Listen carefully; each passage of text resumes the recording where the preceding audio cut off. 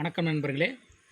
இப்போ பார்த்தீங்க அப்படின்னா பைக்கில் அந்த மிரர் கொஞ்சம் அட்ஜஸ்ட்மெண்ட்டு உங்களுக்கு ரொம்ப லூஸாக இருக்கிற மாதிரி இருக்கும். இது மாதிரி இருக்குன்னு வச்சுக்கோங்களேன்.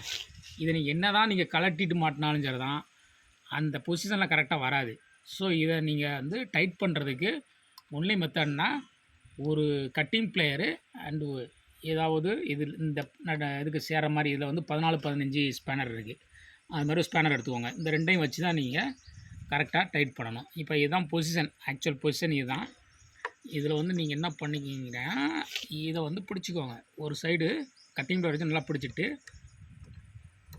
அப்புறமா இந்த நட்டை வந்து நல்லா டைட் பண்ணுங்கள். எவ்வளோக்குள்ள டைட் பண்ண முடியுமோ டைட் பண்ணுங்கள். அதுக்கப்புறம் பார்த்தீங்கன்னா அசையவே செய்யாது. அவ்வளோதாங்க, இப்போ அசையாது.